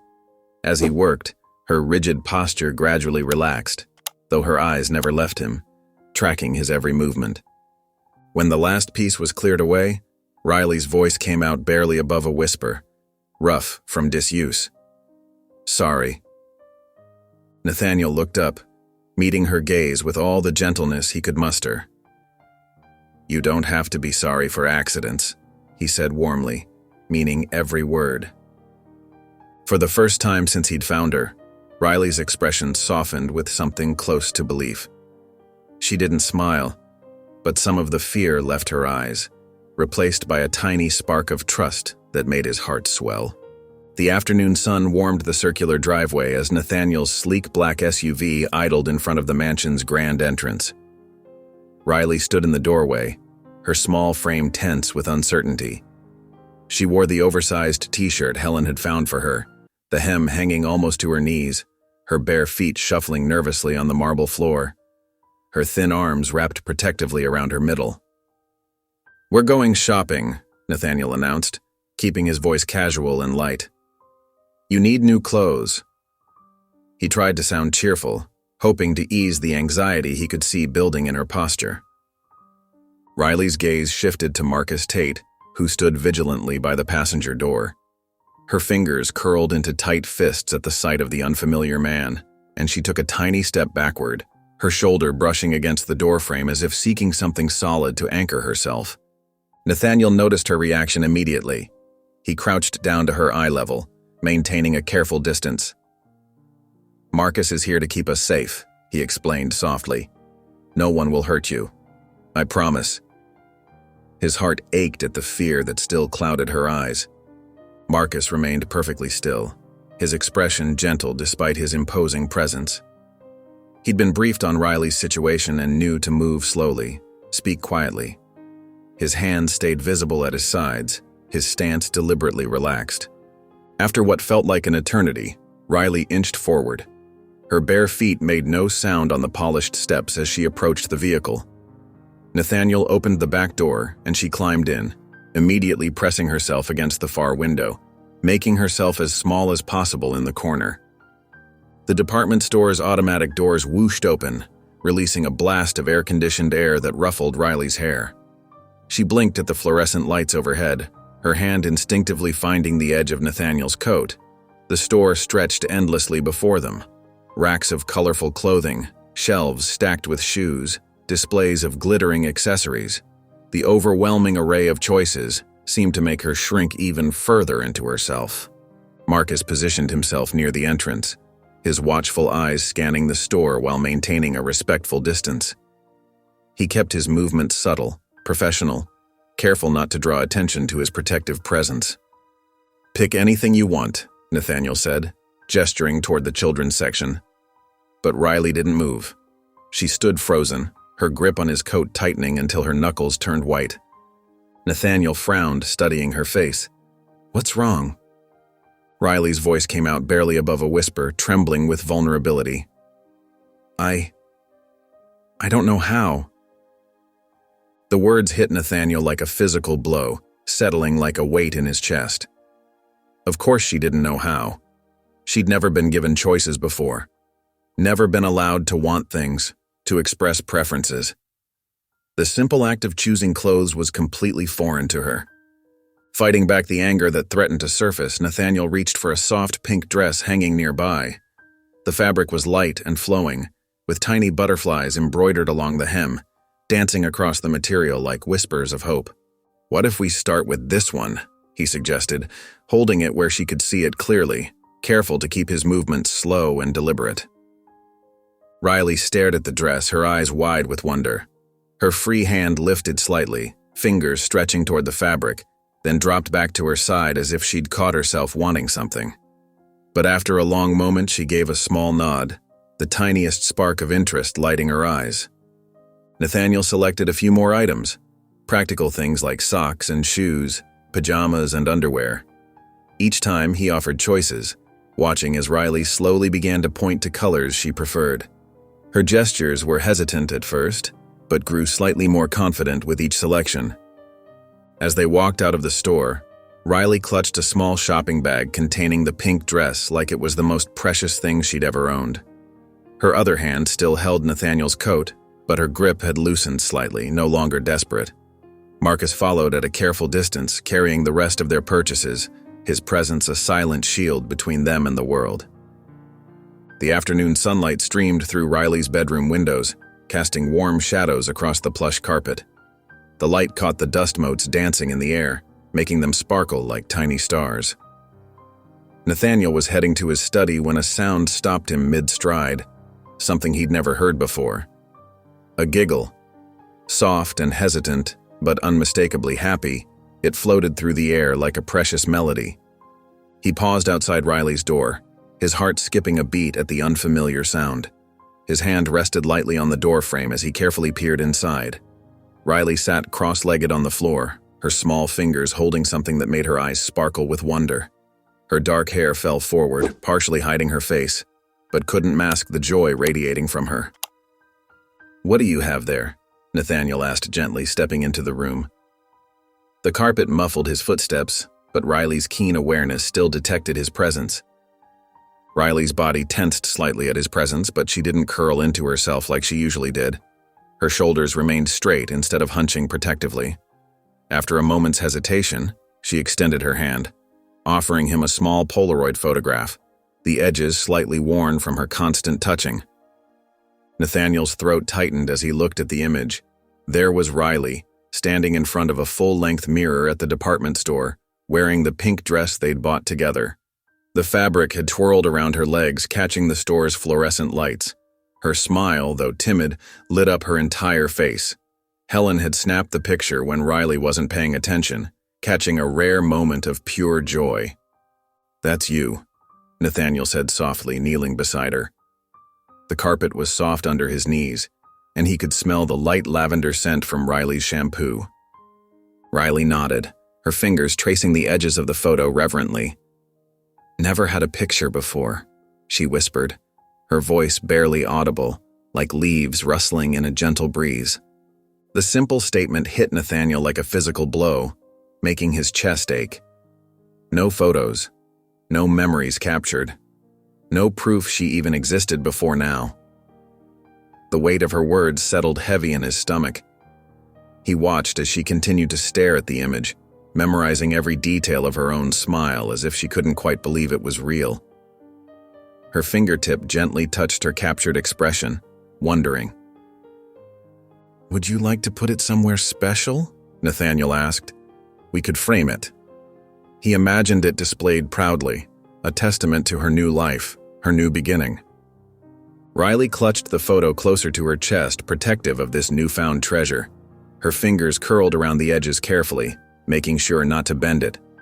But then, slowly, she nodded, trust winning over fear. "That's a beautiful smile, Riley," Nathaniel said softly, meaning every word. For the first time since he'd known her, Riley didn't duck her head or look away. Instead, she met his gaze, her eyes clear and bright, and the corners of her mouth turned up ever so slightly, a mirror of the joy captured in the photograph. It was like watching a flower slowly opening its petals to the sun. The morning sun cast long shadows across the mansion's circular driveway as Nathaniel stepped out, briefcase in one hand, coffee in the other. His thoughts were on Riley, who'd finally managed to sleep through the night without nightmares. A small victory, but one that made his heart lighter. He'd checked on her twice during the night, each time finding her peaceful, her chest rising and falling in steady rhythm. He approached his car, keys jingling in his pocket, when something caught his eye. There, tucked beneath the windshield wiper, was a plain white envelope. His steps slowed. The security cameras should have caught anyone approaching the car, the fact that they hadn't sent a chill down his spine. With careful movements, he set down his coffee and briefcase on the hood. The envelope wasn't sealed, just folded over, its edges slightly bent as if handled roughly. Inside, he found a single sheet of white paper. 4 words were typed in bold letters: "Give her back, or else." His fingers tightened on the paper, crinkling its edges. The morning air suddenly felt colder, sharper, like tiny needles against his skin. Without hesitation, he pulled out his phone and dialed Marcus. "Get out here now." Marcus appeared within seconds, moving with the fluid efficiency of someone who never truly relaxed. His eyes narrowed at the paper in Nathaniel's hand, his right hand instinctively moving closer to his concealed weapon. "When did you find it?" "Just now." Nathaniel handed it over, his hand steady, despite the anger building inside him. "Check the security footage. I want to know how they got this close." Marcus scanned the note, his expression hardening like cement setting. "They're getting bolder," he said, voice low and controlled. "This isn't just a threat anymore. They're showing us they can reach us." Nathaniel's jaw clenched. He could picture Riley inside, probably still asleep in her bed, clutching that stuffed bear he'd given her. The worn teddy bear she hadn't let go of since the day he bought it. The thought of anyone trying to take her made his chest tight with rage. "Double the security," he ordered, each word precise and sharp. "I want guards at every entrance, every corner of this property. No one gets near this house without us knowing. Not even a stray cat." Marcus nodded sharply. "I'll bring in more men. We'll set up additional cameras, motion sensors." He paused, studying Nathaniel's face, reading the fury there. "They won't get to her, sir." Nathaniel stared at the crumpled note in Marcus's hand. His fingers curled into fists at his sides, knuckles white with tension. These men thought they could threaten him, try to take Riley back into that darkness. They had no idea what they were dealing with, no concept of how far he would go to protect her. "They will never take her," he said, his voice cold with determination. The words weren't just a statement. They were a promise, carved in ice and steel, as immovable as the foundation of his resolve. Nathaniel's footsteps echoed through the marble foyer as he loosened his tie, exhaustion weighing heavily on his shoulders. The meeting with Laura had been grueling, hours of discussing custody battles and legal roadblocks. His head throbbed with the complexity of it all, and his muscles ached from sitting tensely in that leather chair for so long. But then he heard it, a sound so unexpected it made him freeze mid-step. Laughter. Pure, uninhibited, childlike laughter floating down from upstairs. His breath caught in his throat. Could that really be Riley? After weeks of barely hearing her speak above a whisper? Following the joyful sound, he climbed the grand staircase, his expensive shoes silent on the plush carpet. As he approached Riley's bedroom, the giggles grew louder, punctuated by little squeals of delight that made his heart skip a beat. He stopped in the doorway, hardly daring to move. There, sitting cross-legged on the floor in her new pink pajamas, was Riley. Her dark curls bounced as she played with the stuffed bear he'd given her, making it dance through the air. The evening sunlight streaming through the window cast a warm glow around her small frame. "And then Mr. Bear said whoosh," she exclaimed in a tiny voice, completely lost in her imagination. Another burst of giggles escaped her as she hugged the bear close, pressing her face into its soft fur. "You're silly, Mr. Bear." Helen stood near the window, folding fresh laundry with a gentle smile on her face. When she noticed Nathaniel, she spoke softly, so as not to disturb Riley's play. "She's been like this for 20 minutes, she whispered. "First time I've seen her truly let go and just be a child. She even asked for a second helping at dinner." Nathaniel leaned against the doorframe, not trusting himself to speak. The sight before him was so precious, so fragile, like a soap bubble that might pop at the slightest disturbance. Riley's face was transformed by joy, her usual wariness completely forgotten as she immersed herself in play. The dark shadows that usually haunted her eyes were nowhere to be seen. "Mr. Bear wants ice cream," Riley declared to no one in particular, bouncing the stuffed animal on her knee. "Chocolate and strawberry and—" She scrunched up her face, thinking hard. "Sprinkles, and whipped cream too." Her voice carried a confidence he'd never heard before. Helen quietly stepped closer to Nathaniel. "Amazing what a little safety can do," she murmured, her eyes soft with understanding. "She's starting to believe she's allowed to be happy. This morning she even helped me make her bed without checking under it first." Nathaniel watched as Riley flopped onto her back, holding the bear above her head and making it swoop through the air like a superhero. Her laughter, bright and unreserved, filled the room again. It was the most beautiful sound he'd ever heard, better than any symphony or business deal closed. For the first time since finding her in that rain-soaked alley, Nathaniel felt his own tension begin to melt away. A genuine smile spread across his face as he watched this precious moment unfold. All the legal battles, all the threats, they faded away in the face of Riley's pure, innocent joy. In this moment, he knew with absolute certainty that every fight ahead would be worth it, just to keep that smile on her face.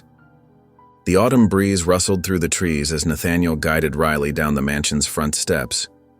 Her tiny hand felt fragile in his, like a baby bird's wing. and he could sense her anxiety about the upcoming meeting radiating through her trembling fingers. Marcus walked ahead of them, scanning the grounds with practiced vigilance, his trained eyes sweeping methodically from shadow to shadow. "It'll be okay," Nathaniel assured her softly, giving her hand a gentle squeeze. Riley squeezed his hand tighter but remained silent, her eyes fixed on the ground before her feet. They approached the black SUV parked just outside the mansion gates. The morning sun glinted off its polished surface like diamonds scattered across obsidian as Marcus stepped forward to open the rear door. Everything seemed normal, peaceful even, with birds chirping in the distance and leaves dancing on the gentle wind. That's when it happened. A figure in black burst from behind a nearby hedge, moving with frightening speed, leaves scattering in his wake. Before Nathaniel could react, rough hands reached for Riley, grabbing at her pink sweater. She let out a terrified shriek that pierced the morning air like a knife, her small legs kicking frantically as the masked man tried to wrench her away, her shoes flying off in the struggle. Something primal awakened in Nathaniel, a fierce protective instinct he never knew he possessed. Without thinking, he threw himself forward, ramming his shoulder into the attacker's chest with all his strength. The impact sent the man stumbling backward, his grip on Riley loosening, air rushing from his lungs in a harsh grunt. "Get down!" Marcus's commanding voice cut through the chaos like thunder. His gun appeared in his hands as if by magic, trained steadily on the assailant, unwavering despite the tension crackling through the air. The masked man backed away, hands raised in surrender. Behind him, a black SUV's engine roared to life, the sound echoing off the mansion's walls. The vehicle had been waiting just around the corner, hidden from view like a predator lying in wait. As the attacker retreated, Nathaniel caught a glimpse through the getaway car's windshield. Jace Carter sat in the passenger seat, that familiar, scarred face twisted into a mocking smile that didn't reach his cold eyes. Their eyes met for a brief moment, a silent exchange of hatred and challenge, before the SUV peeled away from the curb, tires screeching against asphalt, leaving the acrid smell of burnt rubber in its wake. Riley sobbed uncontrollably, her whole body trembling like a leaf in a storm. Nathaniel pulled her close against his chest, feeling her tears soak through his expensive suit, creating dark patches on the fine fabric. His hands shook with a combination of fear and rage as he held her, his heart pounding so hard he was sure she could feel it. "I've called for backup," Marcus reported, his weapon still at the ready as he scanned the surroundings with heightened intensity. "We need to get inside. Now." Nathaniel nodded, lifting Riley into his arms. She clung to him desperately, her fingers digging into his shoulders like she was afraid he'd disappear if she let go. The peaceful morning had shattered into something darker, more dangerous, leaving behind a heavy silence broken only by Riley's quiet sobs. As they hurried back through the gates, Nathaniel's jaw clenched tight enough to hurt, his teeth grinding together. Jace Carter had crossed a line. He'd moved beyond threats and intimidation to direct action, proving just how far he would go. The message was clear. They would take Riley by force if given the chance. Inside the mansion's walls, Nathaniel held Riley tightly against him, breathing in the sweet scent of her strawberry shampoo. Her small frame still shuddered with each breath, but her sobs had quieted to soft whimpers that broke his heart. Marcus secured the property, coordinating with additional security teams through his radio, his voice low and urgent. This wasn't just about custody papers anymore. This wasn't about legal battles or court meetings. Jace Carter had declared war, and Nathaniel felt an ice-cold resolve settle over him like armor. He would protect Riley at any cost, even if it meant crossing lines he'd never thought he'd cross. The time for playing by the rules was over. The grand courtroom's mahogany panels and high ceilings seemed to press down on Nathaniel as he sat rigidly at the plaintiff's table. His perfectly tailored suit felt too tight around his throat. Beside him, Laura Kensington arranged her documents with practiced precision. The CPS attorney, a stern-faced woman in her 50s, stood before Judge Martinez. "Your Honor, while Mr. Sterling's intentions may be admirable, he has no experience as a parent. The child needs structure, stability, and professional support that our foster system can provide." Nathaniel's fingers curled into fists under the table. He thought of Riley's nightmares, her hoarded food, her tiny hands reaching for him in that dark alley. Laura rose smoothly to her feet. "Your Honor, if I may." She lifted a thick folder. "We have evidence that Riley was trafficked by a dangerous criminal organization. Her mother sold her." Laura's voice carried through the hushed courtroom. Placing her in the foster system would make her vulnerable to these same individuals who are actively searching for her. The CPS lawyer shook her head. "Speculation and dramatic storytelling. Mr. Sterling is a businessman, not a father. His world revolves around corporate takeovers and profit margins. A traumatized child needs more than a mansion and hired help." Something snapped inside Nathaniel. He pushed back his chair and stood, his voice quiet but carrying an intensity that made everyone in the room pause. "She's not a business deal," he said, each word carefully measured. "She's my daughter." His throat tightened around the word, but he continued. "I found her in that alley, soaked and terrified. I watched her hide food because she thought I'd take it away. I sit with her through nightmares. I see her smile when she feels safe." He met Judge Martinez's gaze. "I may not have experience, but I know what she needs. She needs someone who will fight for her, someone who won't give up on her." The judge studied Nathaniel over her reading glasses, her expression unreadable. She glanced down at the stack of papers before her, then back at the two attorneys. "This is a complex case," Judge Martinez said finally, leaning forward. "The evidence of trafficking is concerning, but so are the questions about Mr. Sterling's preparedness for parenthood. This will take time to decide." Nathaniel felt his chest constrict. Time. They were talking about time while Riley's nightmares continued, while those men watched his house, while her tiny hands still shook when someone moved too quickly. The judge's gavel cracked against the wooden block. "We'll reconvene next week after I've reviewed all evidence. Until then, the child remains in Mr. Sterling's temporary custody under CPS supervision." The morning sunlight filtered through the courthouse's tall windows, casting long shadows across the polished floor. Nathaniel's knuckles turned white as he gripped the wooden armrests of his chair. His jaw clenched so tight it ached. Laura sat beside him, arranging papers with quick, precise movements. Judge Martinez entered, her black robe swishing as she took her place at the bench. Something in her expression made Nathaniel's stomach twist. She looked troubled, her brow furrowed with concern. The heavy courtroom doors swung open with a loud creak. Nathaniel's heart stopped. Jace Carter strode in, wearing an expensive charcoal suit that couldn't hide the predator beneath.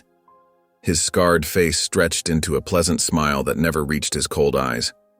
A well-dressed lawyer followed him, carrying a leather briefcase. They settled at the table across from Nathaniel, and Jace's smirk widened as their eyes met. Laura tensed beside Nathaniel. This wasn't part of the plan. "Your Honor." Jace's lawyer stepped forward, his voice smooth and practiced. "My client wishes to present himself as an alternative guardian for the child in question." The words hung in the air like poison. Silence fell over the courtroom, heavy and suffocating. Nathaniel's chest tightened until he could barely breathe. This couldn't be happening. Judge Martinez peered over her glasses. "And your client's relationship to the child?" "My client has been involved in the child's life since birth," the lawyer replied. "He has maintained a connection with the biological mother and has the child's best interests at heart." Nathaniel's rage burned cold and sharp. Every word was a carefully crafted lie, twisted to sound legitimate. He watched as Jace sat there, perfectly composed, playing the role of concerned guardian. Laura's pen scratched furiously across her legal pad. She knew, just as Nathaniel did, that this changed everything. The gang wasn't just trying to steal Riley back, they were trying to do it legally. Nathaniel leaned forward, his voice barely above a whisper but filled with steel. "You're not taking her." Jace's lips curled up at the corners, his eyes glittering with malice. "We'll see about that." The afternoon sun beat down mercilessly as Nathaniel burst through the courthouse doors, his expensive suit doing little to contain the fury radiating from every movement. His footsteps echoed sharply against the marble steps as Laura's heels clicked rapidly behind him. "Nathaniel, wait!" Laura called out, catching up to him at the bottom of the steps. Her normally composed demeanor showed cracks of genuine concern. We need to move fast. If Jace's team fabricates any kind of legal tie to Riley, the court may consider his claim. Nathaniel turned, his voice tight with barely controlled rage. That monster won't get near her. Laura glanced around, then lowered her voice. Let's discuss this in my office. 20 minutes later, they sat in Laura's sleek downtown office. The leather chair creaked as Nathaniel leaned forward, studying the documents spread across her mahogany desk. Laura pulled out another file, her face grim. Here's where we stand, she began, tapping a legal brief. Jace has no official custody claim, but his lawyer is arguing that Riley was under his protection before she was taken. It's a weak argument, but what? Nathaniel's voice was sharp. But Judge Martinez has to consider all sides. And Jace showing up in a suit, playing legitimate businessman, it complicates things. Laura rubbed her temples. We need concrete evidence of his criminal activities. We have Mama Janie's testimony, Nathaniel countered. Hearsay, Laura shook her head. We need hard proof. Bank records, witness statements, anything that directly ties him to trafficking. Nathaniel stood, pacing the office. The city sprawled below through floor-to-ceiling windows, but he barely noticed the view. If we push too hard without absolute proof, Laura continued carefully, Jace could spin it against us. He's playing smart, Nathaniel. He's making this about legal custody, not criminal activity. Nathaniel stopped pacing, his shoulders tight with tension. Then we need to be smarter. Laura nodded, pulling out another file. I have contacts in the DA's office. They've been building a case against Jace's organization, but nothing solid enough for arrest yet. How long? Nathaniel demanded. To build an ironclad case? Weeks, maybe months. Riley doesn't have months, Nathaniel's voice was deadly quiet. Laura met his gaze steadily. Then we'll work faster. But we have to do this right, Nathaniel. One wrong move and Jace's lawyers will paint you as the dangerous one. Nathaniel leaned across the desk, his voice dropping to a controlled whisper. Find me everything, Laura. I want him buried. The mansion stood silent against the midnight sky, its grand windows reflecting the pale moonlight. Inside, Nathaniel paced his study, unable to shake the unease that had settled over him since the courtroom confrontation. Sleep felt impossible, his mind racing with contingency plans. A faint scratching sound crackled through the security system's speakers. Nathaniel froze, his hand hovering over his coffee cup. Then, the piercing wail of the alarm shattered the night's quiet. His heart stopped. Riley, he whispered, already running. His footsteps thundered down the hallway, each stride carrying him closer to Riley's room. The door was thrown wide open, curtains dancing violently in the wind that rushed through the shattered window. Glass crunched under his feet as he entered, his eyes scanning the empty bed. No, no, no, he breathed, spinning toward the security monitor mounted on the wall. The screen showed 3 masked figures dragging a small, struggling form across the back lawn. Riley's pink nightgown fluttered in the darkness as she fought against their grip. Nathaniel bolted from the room, taking the stairs 3 at a time. He burst through the back door, the cold night air hitting his face like a slap. Riley, he roared, his voice echoing across the grounds. The men shoved her into a black SUV, its engine already running. Riley's terrified scream cut through the night. Nathaniel! He sprinted forward, but the SUV's tires squealed against the pavement. Marcus appeared from nowhere, tackling him before he could chase after the vehicle on foot. Sir, stop! It's a setup, Marcus shouted, struggling to hold him back. They want you to follow. We need to move carefully. Get off me! Nathaniel shoved him away, rage burning through his veins. He staggered to his feet, watching helplessly as the SUV's taillights grew smaller in the distance. His phone buzzed in his pocket. A blocked number flashed on the screen. With trembling fingers, he answered. Jace's cold voice rasped through the line. Checkmate, Sterling. The grandfather clock in the hallway struck 1, its deep chimes echoing through the silent mansion. Nathaniel's footsteps thundered across the marble floor as he stormed back inside, his hands trembling with barely contained rage. The security room buzzed with urgent activity, phones ringing, keyboards clicking, voices speaking in hushed, urgent tones. Marcus stood at the main console, barking orders into 2 different phones. "I want eyes on every traffic camera from here to the state line. Track that vehicle." He pressed his earpiece closer. "No, we need faster than that. Every second counts." Laura paced near the window, her legal files forgotten on a nearby table. "I've got contacts in the FBI's trafficking division," she said, her voice clipped. "They're mobilizing, but protocol requires—" "Protocol?" Nathaniel spun toward her, his face flushed with anger. He slammed his fist down on the mahogany desk, making coffee cups rattle. "We don't have time for protocol. They have Riley." Marcus glanced up from his phones, his expression grim. "The police are mobilizing, but it's going to take time. They need warrants, jurisdiction clearance." "We don't have time!" Nathaniel roared, sweeping his arm across the desk, papers scattered across the floor. His breath came in sharp bursts. "Every minute we wait is another minute they—" His voice cracked. He couldn't finish the thought. Laura stepped forward, her tone sharp but controlled. "Listen to me, Nathaniel. You cannot go off the books right now. The court is watching your every move. One wrong step, one illegal action, and Jace wins everything. He'll use it to prove you're unfit, and Riley will be lost forever." Nathaniel's shoulders heaved as he fought to control his breathing. His fingers curled into tight fists at his sides.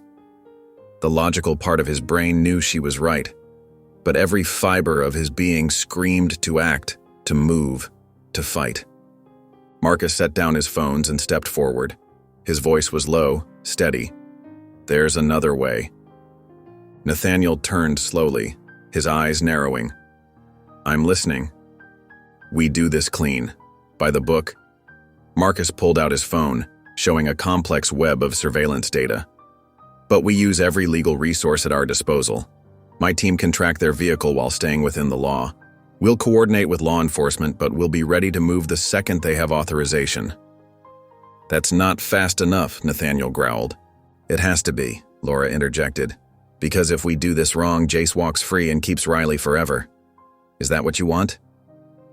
Nathaniel's jaw tightened until it ached. He stared at the security feeds, at the shattered glass still glittering on Riley's bedroom floor.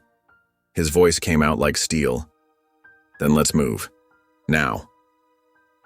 The SUV's headlights cut through the darkness as Nathaniel and Marcus approached the abandoned warehouse.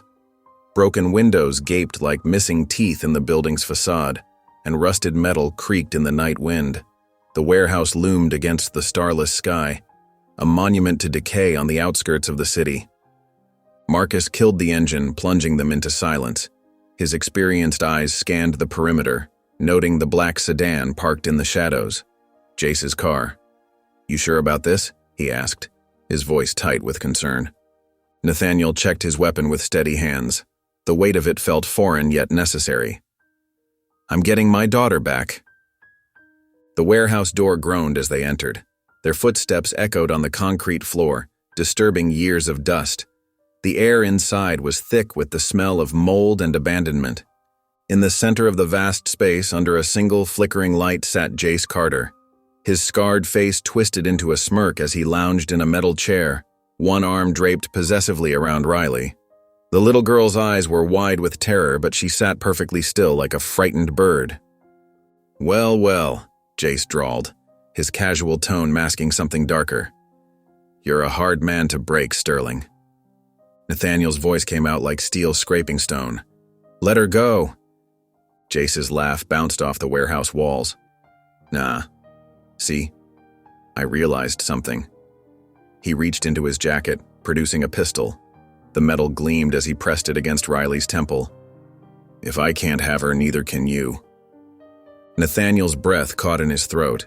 His heart hammered against his ribs as he watched Riley squeeze her eyes shut, a single tear rolling down her cheek. Behind him, he heard Marcus shift his weight. But they both knew any sudden move could end in tragedy. For the first time since this nightmare began, real fear gripped Nathaniel's heart. He'd faced down corporate raiders, hostile takeovers, and countless business threats. But this was different. This was Riley's life in the balance. Jace's eyes glittered with satisfaction. He knew he held all the cards, and he was enjoying every second of Nathaniel's torment. The warehouse air hung thick with tension as Nathaniel kept his hands raised, his mind racing through every possible scenario. Riley sat frozen beside Jace, her small frame trembling, but her eyes never leaving Nathaniel's face. The trust in those brown eyes made his chest ache. Jace pressed the cold barrel against Riley's temple, his smile spreading like oil across water. "See? I figured something out, Sterling." His words dripped with satisfaction as Nathaniel's blood turned to ice. "You actually care about this kid, which makes you weak." Nathaniel fought to keep his breathing steady, to push down the rage that threatened to consume him. One wrong move and Riley would pay the price. He couldn't risk it, not with her life in the balance. The warehouse's metal walls creaked in the night wind. Dust motes danced in the dim light filtering through broken windows. Every second felt like an eternity as Nathaniel watched Jace's finger rest against the trigger. A sharp clang echoed from outside, metal hitting concrete. Jace's head snapped toward the sound, his predator's instincts making him check for new threats. His gun wavered just slightly from Riley's head. That microscopic movement was all Nathaniel needed. He launched forward with explosive force, his hand connecting with Jace's arm and forcing it upward. The gun discharged with a deafening crack that reverberated through the empty warehouse. The bullet punched through the ceiling, sending down a shower of rust and debris. Marcus burst through the side door, his weapon already drawn. Two of Jace's men reached for their guns, but Marcus was faster. His shots rang out in quick succession, dropping both men before they could fire. Nathaniel scooped Riley into his arms, turning to shield her small body with his own as Marcus took control of the chaos. He could feel her trembling against his chest, her tiny fingers gripping his shirt. Jace lay sprawled on the concrete floor, blood seeping from where he'd hit his head in the scuffle. But even as his empire crumbled around him, he let out a dark laugh. "You really think this is over?" Nathaniel held Riley closer, feeling her heartbeat against his own. His voice was steady, final. "Yes." Without another glance back, he carried Riley away from the nightmare. The grand courtroom felt impossibly quiet as Nathaniel sat at the plaintiff's table, his hands clasped so tightly his knuckles had gone white. Across the aisle, Jace Carter's empty chair stood as a silent testament to his defeat. The morning light filtered through tall windows, casting long shadows across the polished floor. Laura Kensington rose from her seat, her voice clear and confident. "Your Honor, the criminal case against Jace Carter proves he was unfit to even be near a child. Nathaniel Sterling is the only one who has shown any intent to protect Riley." She gestured to the thick stack of evidence files.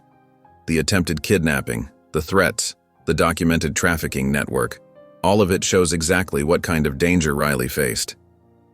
The CPS attorney stood, straightening his tie. "While Mr. Carter's actions were reprehensible, we must consider protocol. Mr. Sterling has never raised a child before. He has no experience as a parent." Something stirred in Nathaniel's chest. He pushed back his chair and stood, his voice steady and sure. "She's not a responsibility," he said, looking directly at the judge. "She's my daughter." Under the table, he felt a small hand reach for his. Riley's fingers wrapped around his palm, squeezing gently. Judge Martinez studied the papers before her, flipping through page after page of testimonies and evidence. The silence stretched thin as everyone waited. Riley's grip tightened on Nathaniel's hand. Finally, the judge looked up. She picked up her gavel, and with one decisive motion, brought it down. The sound echoed through the courtroom like thunder. After reviewing all evidence and testimonies, this court grants full custody of the minor child Riley to Nathaniel Sterling. Nathaniel sank into his chair, letting out a heavy breath he hadn't realized he'd been holding. The tension of the past weeks seemed to melt from his shoulders. Beside him, Riley tugged at his sleeve, her voice small but hopeful. "Does this mean I get to stay?" Nathaniel turned to her, his eyes growing misty as he smiled. "Forever." The autumn breeze rustled through the Sterling estate's manicured gardens, carrying the sound of pure, unbridled laughter. Nathaniel stood at his study window, coffee forgotten in his hand, watching as Riley chased her new German Shepherd puppy across the lawn. Her pink dress, the one she'd chosen herself, twirled around her legs as she ran. "Come on, Max," she called out, her voice bright and clear. The puppy barked playfully, circling back to bounce around her feet. Nathaniel couldn't help but smile. Just weeks ago, she'd barely spoken above a whisper. The mansion felt different now. Where silence once echoed through empty halls, there were now footsteps, giggles, and the clicking of puppy paws on hardwood floors. Family photos, mostly of Riley and her growing collection of stuffed animals, lined walls that had previously displayed expensive art pieces. Helen appeared beside him, her eyes twinkling. "Mr. Sterling," she said softly, not wanting to break the peaceful moment. "Riley asked me something interesting this morning." Nathaniel turned, raising an eyebrow. "What's that?" "She wanted a nightlight," Helen replied, her smile widening. "Said she doesn't like the dark anymore." She paused meaningfully. "Not afraid of it, just doesn't like it." Nathaniel's throat tightened. The distinction wasn't lost on him. Fear had been Riley's constant companion for so long. Now she was expressing preferences, making choices. She wasn't just surviving anymore, she was living. "I already ordered one," Helen continued. "A little constellation projector." She saw it in a catalog and pointed to it. Through the window, Riley had flopped onto the grass, letting Max lick her face as she giggled. Her hair ribbons had come loose, and grass stains probably marked her dress, but she didn't seem to care. She was just being a child, something she'd never had the chance to be before.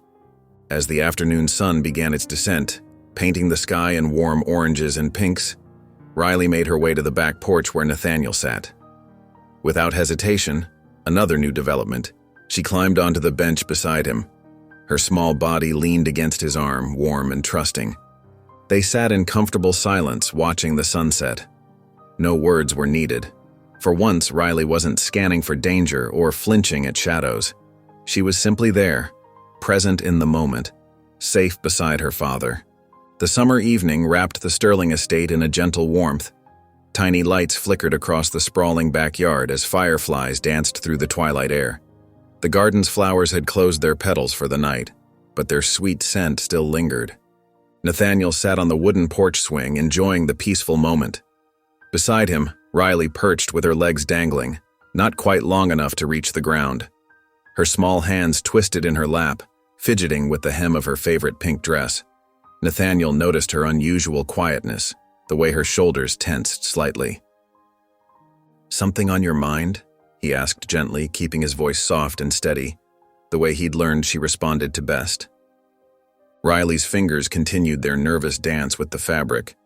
The fireflies blinked around them, reflecting in her deep brown eyes as she stared out into the gathering dusk. The silence stretched, but Nathaniel waited patiently. He'd learned that too. Sometimes Riley needed time to find her words. Finally, she turned slightly toward him, though her eyes remained fixed on her hands. Her voice came out small and uncertain, wavering like the firefly's light. "Can I call you Daddy now?" Nathaniel felt his breath catch in his throat. The simple question hit him with the force of a tidal wave, making his chest tight with emotion. All these weeks of careful steps forward, of building trust, of showing her what love looked like, they crystallized in this one moment. He turned to face her fully, his heart pounding against his ribs. Without hesitation, he lifted her onto his lap, cradling her close. Pressing a soft kiss to her forehead, he whispered against her curls, "Yeah, baby, you can." Riley's small body trembled slightly as she buried her face in his shirt, her tiny fingers gripping the fabric. Her voice was muffled but clear enough to break his heart all over again. "Never leave me." Nathaniel wrapped his arms around her, holding her close as if he could shield her from every hurt she'd ever known. His voice was thick with emotion but absolutely certain. Never. If you enjoyed the story of Nathaniel, I handpicked this next story that you will enjoy. Please don't miss this one. Click here to watch it.